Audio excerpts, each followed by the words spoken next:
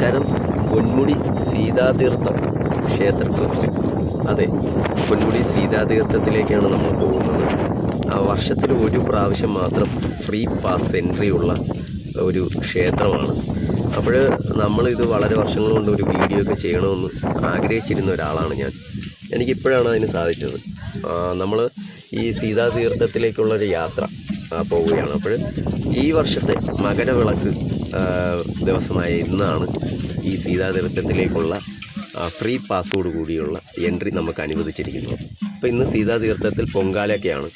അവിടെ വരുന്ന ഭക്തജനങ്ങൾക്ക് എന്തെങ്കിലും അസുഖമോ പെട്ടെന്ന് എന്തെങ്കിലും അസൗകര്യം ഉണ്ടായാൽ ആശുപത്രിയിൽ എത്തിക്കാൻ വേണ്ടിയിട്ടുള്ള 2 വാഹനങ്ങൾ, ആംബുലൻസാണ് ഇവിടെ കിടക്കുന്നത്. സേവാഭാരതിയും ക്ഷേത്ര ട്രസ്റ്റും ഒക്കെയാണ് ഇവിടെ വളരെ ദ്രുതഗതിയിൽ ഈ എല്ലാ സഹായവും ചെയ്തുകൊണ്ടിരിക്കുന്നത്.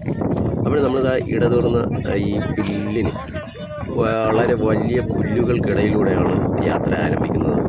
ഈ സീതാതീർത്ഥത്തിൽ പ്രത്യേകത എന്ന് പറഞ്ഞാൽ, നമ്മളല്ലാതെ ട്രെക്കിങ്ങിന് വരണം എന്ന് തോന്നുകയാണെങ്കിൽ ഇവിടെ വന്ന് ട്രെക്കിങ് ആരംഭിക്കുകയാണെങ്കിൽ 3500 രൂപ വരെ ആവും പാസിങ്.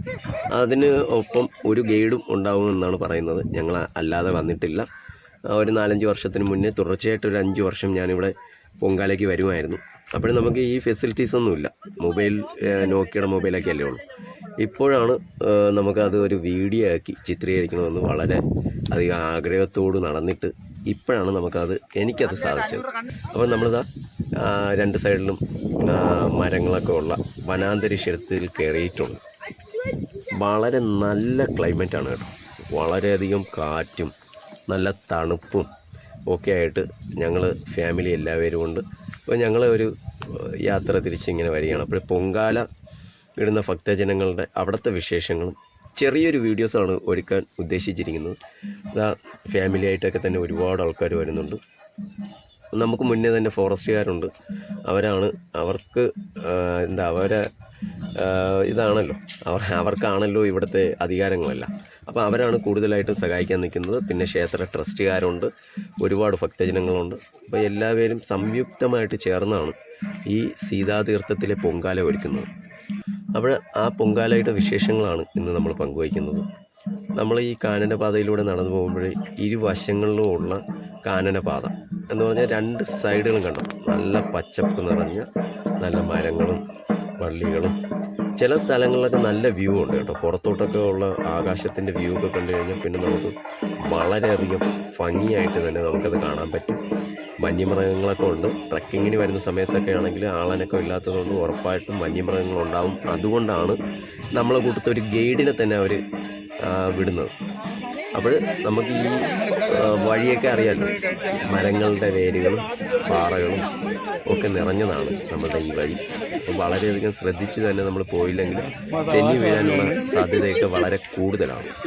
അപ്പോൾ നമുക്ക് മുന്നേ ഒരുപാട് ഭക്തജനങ്ങൾ പോകുന്നുണ്ട്. അവരെല്ലാം അവിടെ സീതാതീർത്ഥത്തിൽ പൊങ്കാല അർപ്പിക്കുവാനും പൊങ്കാല അർപ്പിക്കുന്നത് കാണുവാനും ഒക്കെ വരുന്ന ആൾക്കാരാണ്. പിന്നെ ഒരുപാട് യൂട്യൂബ് ചാനലിലുള്ള ആൾക്കാരൊക്കെ ഉണ്ടായിരുന്നു. വീഡിയോസൊക്കെ എടുക്കാൻ ഒരുപാട് പേര് വരുന്നുണ്ട് കേട്ടോ.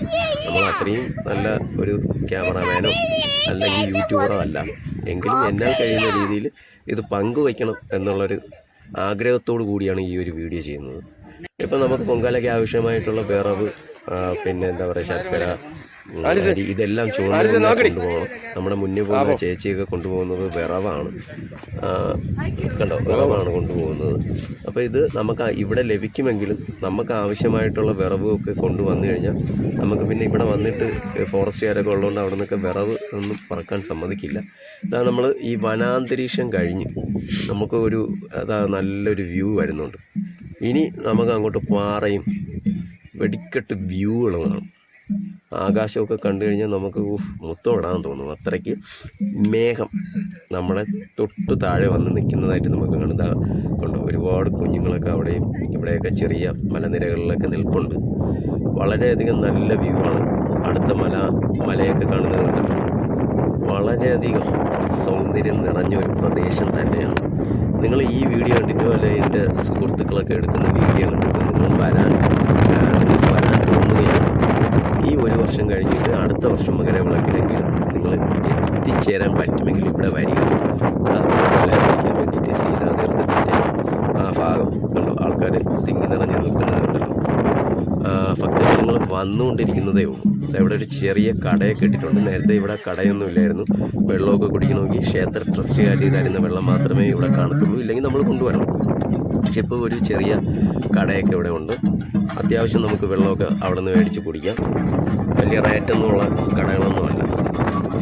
ആൾക്കാരെല്ലാം സജ്ജീകരിച്ച് എത്തിച്ചേർന്നുകൊണ്ടിരിക്കുകയാണ്. ഇവിടുത്തെ ഈ പ്രദേശം കാണുമ്പോൾ തന്നെ നിങ്ങൾക്ക് മനസ്സിലാവും, വളരെ തുറസായ സ്ഥലങ്ങളാണ്. പിന്നെ കുന്നിൻ ചെരുവുകളൊക്കെയാണ്. കുന്നിൻ ചെരുവാണ് ഏറ്റവും കൂടുതൽ ഈ സീതാദേവി എന്ന് പറയുന്നത്. നമ്മുടെ സീതാദേവി ഉപയോഗിച്ച തീർത്ഥത്തിനായിട്ട് ഉപയോഗിച്ച ആ കുളം ഇവിടെ തന്നെയാണ് ഉള്ളത്. അപ്പോൾ സീതാദേവിയുമായിട്ട് ബന്ധപ്പെട്ടാണെങ്കിൽ രാമായണത്തിലെ കഥ പറയേണ്ടതായിട്ട് വരും. അപ്പോൾ അത് എല്ലാവർക്കും അറിയാമെന്നുള്ളത് കൂടിയാണ്. ഇതാണ് സീതാ തീർത്ഥം.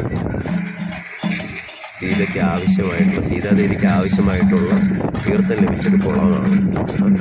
അപ്പോൾ ഈ കുളത്തിൻ്റെ പ്രത്യേകത എന്ന് പറഞ്ഞാൽ എത്ര വരൾച്ച ഉണ്ടെങ്കിലും ഇത്രയും വെള്ളമാണ്. നല്ല രസമല്ലേ? ഇവിടെ വരണം. ഒരുപാട് മലനിരകൾ കയറി ഇറങ്ങാനും. അതാണ് പറഞ്ഞത്, അനുയോജ്യമായിട്ടുള്ള സ്ഥലം തന്നെയാണ്. ക്യാഷ് നോക്കുമ്പോൾ 3500 രൂപയെന്ന് പറഞ്ഞിട്ട് അത് നിങ്ങൾ തള്ളിക്കളയാൻ നിൽക്കേണ്ട. ഒരു ഗൈഡും കൂടെയൊക്കെ വരുന്നത്. അപ്പം നിങ്ങൾക്ക് അനുയോജ്യമായിട്ടായിരിക്കും ട്രക്കിങ്ങൊക്കെ അവർ അറേഞ്ച്മെൻറ്റ് ചെയ്തിട്ടുണ്ട്. നമ്മൾ പൊങ്കാലയ്ക്കാണ് എത്തിയത്. ഏകദേശം ഭണ്ഡാരടുപ്പിൽ തിരി തെളിയിക്കാനുള്ള തിടുക്കങ്ങളൊക്കെയാണ് എല്ലാവരും. ബാക്കി അടുപ്പുകളെല്ലാം ഇത് ഭണ്ഡാരടുപ്പിൽ തീ പടർത്തിയാൽ മാത്രമേ അവിടെ നിന്ന് അടുത്ത അടുപ്പുകളിലേക്ക് തീ പടർത്താൻ അനുവദിക്കുകയുള്ളൂ. ഇടയ്ക്കൊക്കെ കണ്ടോ ആൾക്കാരൊക്കെ ഇറങ്ങി വരുന്നതാണോ. നല്ല കുത്തിറക്കമൊക്കെയാണ് കേട്ടോ. ഈ ഇറക്കത്തിലൊക്കെ നമ്മൾ ചിലപ്പോൾ നമ്മളെ തന്നെ നിയന്ത്രിക്കാൻ പറ്റാതെ കല്ലിൻ്റെ മുകളിൽ കൂടെയൊക്കെ തെന്നി വീഴാനുള്ള ചാൻസുകൾ വളരെയധികമാണ്. കമ്പൊക്കെ ഉപയോഗിച്ച് അവർ ഇറങ്ങിപ്പോകുന്നതൊക്കെ കാണുന്നില്ലേ. സ്ത്രീകൾക്കും കുട്ടികൾക്കും പുരുഷന്മാർക്കും എല്ലാവർക്കും ഡേഞ്ചറായിട്ടുള്ള ഒരു സ്ഥലം തന്നെയാണ് ഈ സീതാദേവി എന്ന് പറയുന്നത്. ആകാശത്തിൽ മേഘങ്ങളെയൊക്കെ കണ്ടു കഴിഞ്ഞാൽ എന്തൊരു ഭംഗി. ഫോട്ടോസും വീഡിയോസൊക്കെ ഷൂട്ട് ചെയ്യാൻ ഭയങ്കരപ്പെട്ട നല്ല സ്ഥലങ്ങളാണ്. നല്ല വ്യൂ ആണ്. നിങ്ങൾ ഒരു പ്രാവശ്യമെങ്കിലും ഇവിടെ വന്ന് ഈ സീതാദേവിയെ വണങ്ങി പോകണമെന്നാണ് എൻ്റെ ഒരു ആഗ്രഹം. നിങ്ങൾ ഈ വീഡിയോ കണ്ടിട്ട് നിങ്ങൾക്ക് അങ്ങനെ ഒരു ആഗ്രഹം ഉണ്ടെങ്കിൽ തീർച്ചയായിട്ടും ട്രക്കിങ്ങിന് വരണമെന്നാണ് ഞാനും പറയുന്നത്. അത്രയ്ക്ക് സ്ഥലമാണ് കേട്ടോ. ഈ കേരളത്തിൽ നമ്മൾ തിരുവനന്തപുരം ജില്ലയിൽ പൊന്മുടി വിതിര എന്നാണ് വരുന്നത്. പൊന്മുടിയിലാണ് ഈ സീതാദേവി. ഭണ്ഡാരടുപ്പിൽ തിരി തെളിയിക്കാനുള്ള എല്ലാ സജ്ജീകരണങ്ങളും അവർ അറേഞ്ച്മെൻറ്റ് ചെയ്തുകൊണ്ടിരിക്കുകയാണ്. അപ്പോൾ നമ്മൾ അടുത്തതെന്ന് പറഞ്ഞാൽ ഭണ്ഡാരടുപ്പിൽ തിരി തെളിയിച്ചാൽ ഉടൻ തന്നെ അടുത്ത് ബാക്കിയുള്ള അടുപ്പിലേക്ക് തീ ഇങ്ങനെ പകർന്ന് ബാക്കി പൊങ്കാലയൊക്കെ എനിക്ക് വളരെ വേറെ രീതിയിലൊന്നും കാര്യം പറയാൻ അറിയില്ല. എന്നെ കൊണ്ട് പറയാൻ പറ്റുന്ന രീതിയിലാണ് ഞാൻ നിങ്ങൾക്ക് പറഞ്ഞു തരുന്നത്. അതുകൊണ്ട് തന്നെ ഈ വീഡിയോസിൽ എന്തെങ്കിലും പോരായ്മകളുണ്ടെങ്കിൽ ക്ഷമിക്കും എന്നുള്ള വിശ്വാസത്തോടു കൂടിയാണ് ഈ ഒരു വീഡിയോ ചെയ്യുന്നത്. അപ്പോഴിത് പൊങ്കാലടുപ്പിൽ തിരി തെളിയിക്കാനായിട്ട് പോറ്റിയെത്തുന്നുണ്ട്. തിരി തെളിയിച്ച് കഴിഞ്ഞാൽ തന്നെ അടുത്ത അടുപ്പുകളിലോട്ടെല്ലാം ഈ തീ പടർത്തി അവരെ പൊങ്കാല അർപ്പിക്കുകയാണ്.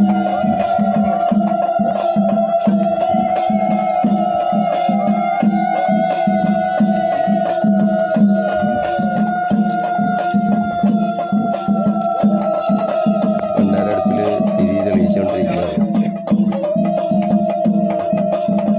ഇവിടുത്തെ പ്രത്യേകത എന്ന് പറഞ്ഞാൽ ഭണ്ഡാരടുപ്പിലത്തേക്ക് നമ്മൾ ഭണ്ഡാരടുപ്പിലിടുന്ന അരി അവിടെ വരുന്ന ഭക്തജനങ്ങളെ കുറേച്ച് അവർ എന്താ പറയുക മനസ്സറിഞ്ഞ് കുറേച്ച് കൊടുക്കുന്ന അരി കൊണ്ടാണ് ഒരാൾ ഭണ്ഡാരടുപ്പിൽ പൊങ്കാല അർപ്പിക്കുന്നത്. എന്ന് പറയുമ്പോൾ നമ്മൾ ആഗ്രഹങ്ങൾ സബലീകരിക്കാൻ വേണ്ടിയിട്ട് ചെയ്യുന്ന ഒരു ചടങ്ങാണ് കേട്ടോ. ഇതാ അന്നദാനം ക്ഷേത്ര ട്രസ്റ്റിൻ്റെ വകയായിട്ട് തന്നെയാണ് ഇവിടെ അന്നദാനം നടത്തിയിരിക്കുന്നത്. അന്നദാനത്തിന് എല്ലാ ഭക്തജനങ്ങളും ഇതിൽ അന്നദാനത്തിൽ പങ്കെടുത്തിട്ടുണ്ട്. അപ്പോൾ ഈ അന്നദാന സദ്യ വളരെ മനോഹരമായിട്ട് തന്നെ ക്ഷേത്ര ട്രസ്റ്റുകാർക്ക് അവിടെ കൊടുക്കാനും കഴിഞ്ഞിട്ടുണ്ട്. ഈ അന്നദാനമൊക്കെ കഴിച്ചിട്ട് ആൾക്കാർ മടങ്ങുന്ന ഒരു വീഡിയോസാണ് ഇപ്പം നിങ്ങൾ കണ്ടുകൊണ്ടിരിക്കുന്നത്. അന്നദാനം കഴിഞ്ഞ് അവിടെ നിന്ന് എല്ലാവരും തിരിച്ച് വീണ്ടും തിരിച്ച് വീട്ടിലേക്കൊക്കെ പോകാനായിട്ട് വാഹനങ്ങളിലേക്ക് പോകുന്ന ഒരു കാഴ്ചയാണ് നമ്മളിപ്പോൾ കാണുന്നത്. എല്ലാവരും അന്നദാനമൊക്കെ കഴിഞ്ഞ് മടങ്ങുന്നു. ഏകദേശം ഉച്ച 1-1:30 ആയപ്പോൾ ഏകദേശം ആൾക്കാരും ഇങ്ങനെ ഒഴിഞ്ഞു പോകുന്നുണ്ട്. പൊങ്കാലയൊക്കെ അർപ്പിച്ച് എല്ലാവരും തിരിച്ചെത്തുന്നുണ്ട്. അപ്പോൾ നമ്മളും തിരിച്ചു പോവുകയാണ്. അതിനിടയിൽ ഞങ്ങളെടുത്ത കുറച്ച് ഫോട്ടോസുകളും കൂടെയൊക്കെ ബാക്ക്ഗ്രൗണ്ടൊക്കെ വളരെ ഭംഗിയായിട്ട് നിൽക്കുന്ന ഫോട്ടോസുകളാണ്. അതെല്ലാം കൂടെയൊക്കെ നമ്മൾ അറേഞ്ച്മെൻറ്റ് ചെയ്ത് കൊടുത്തിട്ടുണ്ട്. Thank you. Bye bye.